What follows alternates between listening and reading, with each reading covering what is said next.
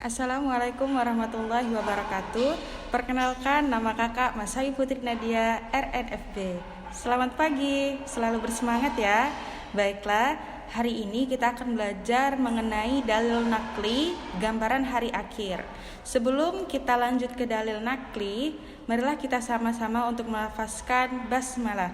Bismillahirrahmanirrahim. Baiklah adik-adik sekalian, sebelum kita lanjut ke gambaran hari akhir, kita harus perlu tahu dulu nih apa pengertian dari dalil nakli.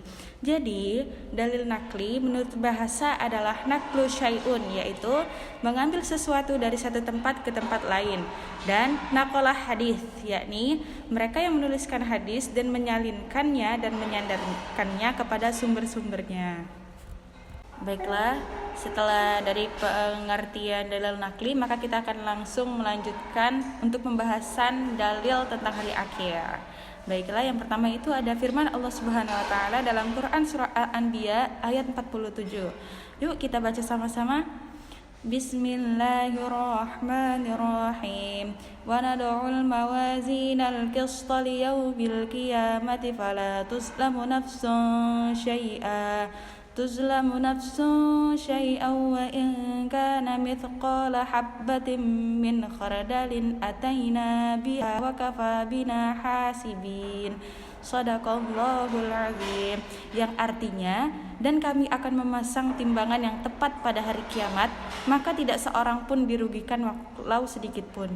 Sekalipun hanya sebesar biji sawi, pasti kami akan mendatangkan pahala, dan cukuplah kami yang membuat perhitungan. Baiklah, selanjutnya itu yang kedua, firman Allah Subhanahu wa taala dalam Quran surah Al-Insan ayat 20 yang berbunyi Bismillahirrahmanirrahim. Wa idza ra'aita tsumma ra'aita na'iman wa mulkan kabira. Yang artinya, dan apabila kamu melihat keadaan di sana, yaitu surga, niscaya akan melihat berbagai macam kenikmatan dan kerajaan yang besar. Lalu yang ketiga, firman Allah Subhanahu wa taala dalam Quran surah Az-Zumar ayat 68. Ya, bisa kita lihat semua ya adik-adik. Langsung kita lihat ke artinya. Dan sangkakala pun ditiup, maka matilah semua makhluk yang di langit dan di bumi, kecuali mereka yang dikehendaki Allah. Kemudian ditiup sekali lagi sangkakala itu, maka seketika itu mereka bangun dari kuburnya menunggu keputusan Allah. Untuk yang keempat dan yang kelima ya, bisa kita lihat sama-sama di sini.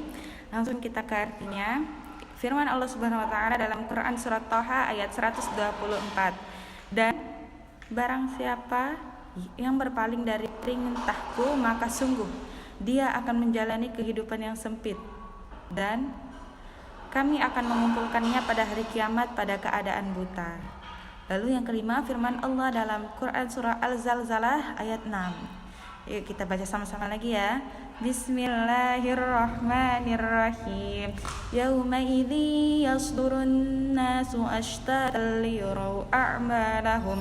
Yang artinya, pada hari itu manusia keluar dari kuburnya dalam keadaan yang bermacam-macam, supaya diperlihatkan kepada mereka balasan pekerjaan mereka. Selanjutnya yang keenam terdapat pada surah Al-An'am ayat 158, yaitu artinya yang mereka nanti tidak lain hanyalah kedatangan malaikat kepada mereka untuk mencabut nyawa mereka, atau kedatangan Tuhanmu, atau kedatangan sebagian tanda-tanda Tuhanmu. Pada hari datangnya sebagian tanda-tanda Tuhanmu, tidaklah bermanfaat lagi iman seseorang bagi dirinya sendiri yang belum beriman sebelum itu, atau dia belum mengusahakan kebaikan dalam masa imannya. Katakanlah, tunggulah olehmu, karena sesungguhnya kami pun menunggu pula. Oke, kita lanjut yang ketujuh, yaitu terdapat dalam hadis riwayat Bukhari dan Muslim. Tanda-tanda kiamat sugro, Jibril bertanya kepada Rasulullah SAW, kapankah hari kiamat? Beliau pun menjawab, yang ditanya tentang hari kiamat tidak lebih mengetahui dari yang bertanya, tetapi saya akan memberitahukanmu tentang tanda-tandanya, yaitu jika budak wanita telah melahirkan tuannya, jika para pengembala unta berlomba-lomba dalam meninggikan bangunan. Tetap semangat ya. Ini yang terakhir mengenai tentang hikmah beriman kepada hari akhir. Dengan beriman kepada hari akhir, maka manusia akan mendapatkan hikmahnya. Di antaranya Yang pertama, menyadari semua makhluk akan rusak dan akan ada kehidupan yang abadi di akhirat. Lalu yang kedua, menyadari bahwa seluruh kehidupan manusia, baik ataupun buruk, akan menerima balasan dari Allah Subhanahu wa taala. Lalu yang ketiga, meningkatkan sikap disiplin dalam beribadah kepadanya dan menjauhi segala larangannya.